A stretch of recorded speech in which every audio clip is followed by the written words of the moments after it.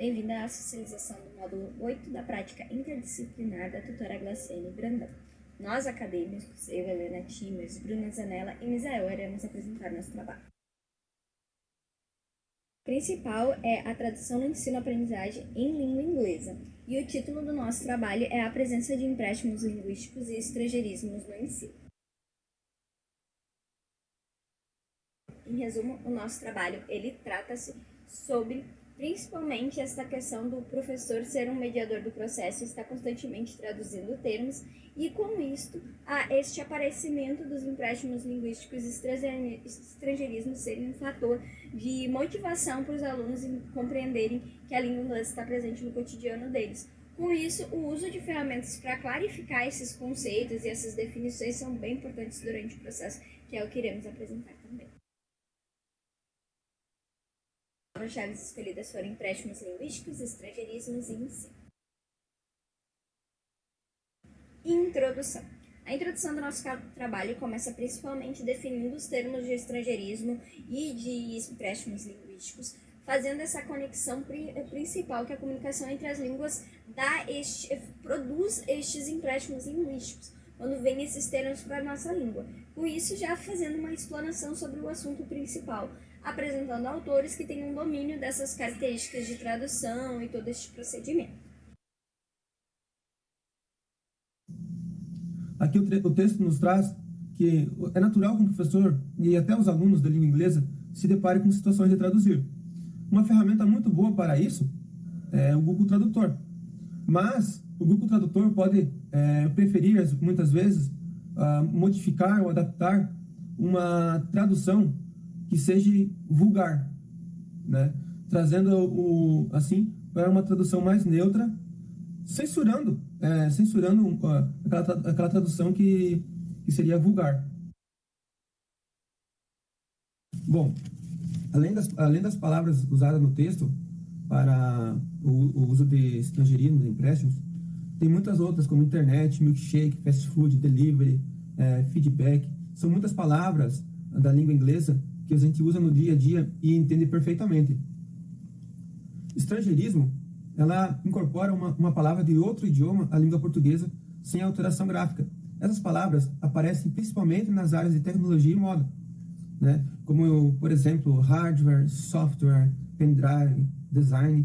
São palavras do nosso dia a dia e são escritas exatamente como em outros idiomas.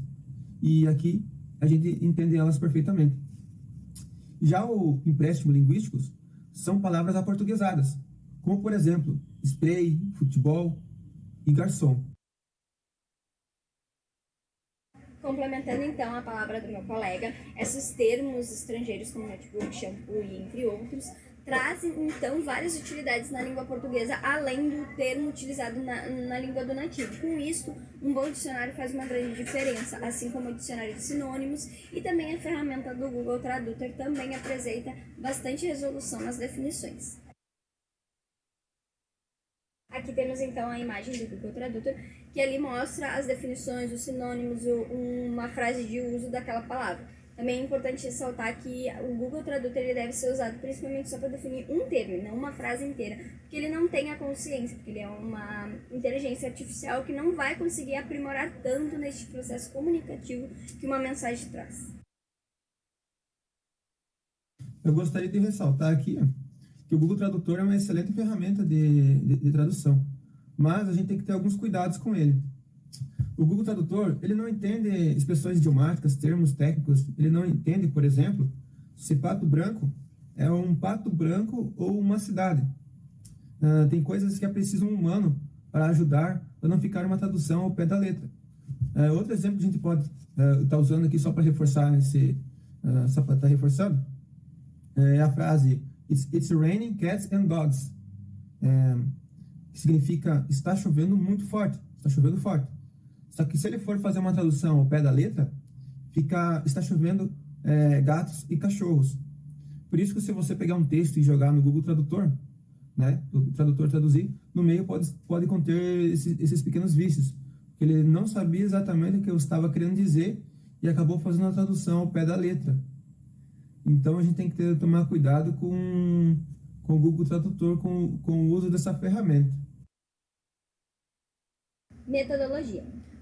Foi utilizado um método de estudo bibliográfico onde trouxessem autores que tivessem conhecimento na área da tradução e também autores que tivessem presença no campo da educação e no processo didático de ensinar uma língua.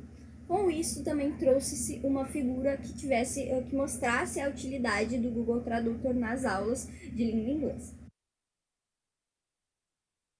Resultados e discussões. Foi encontrado durante a pesquisa diversas concepções acerca do tema, assim como definições dos termos mais comumente vistos neste processo educativo, assim como a percepção dos autores acerca do tema abordado, como as suas relações com o processo de tradução e educação, contribuindo severamente para a compreensão aprofundada da tradução no processo comunicativo, levando automaticamente ao cenário educacional.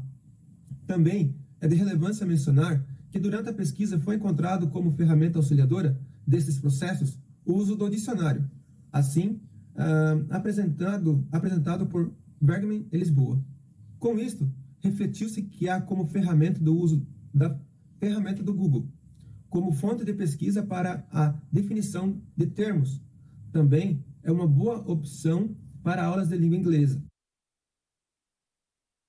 Conclusões. O que eu trago desse trabalho é que a língua inglesa está mais presente na esfera educacional e na cotidianidade do aluno do que ele pensa. E o professor fazer proveito destas termos em tendência, dessas palavras que estão em alta, é algo enriquecedor para suas aulas, pois ele constantemente faz esse processo de tradução e trazer esses termos auxiliam ele a conectar o aluno com a aula de língua inglesa. E trazer esses dicionários, essas ferramentas, auxiliam ele a diluir e os alunos compreenderem melhor o uso dessas palavras na nossa língua e na língua dos falantes nativos.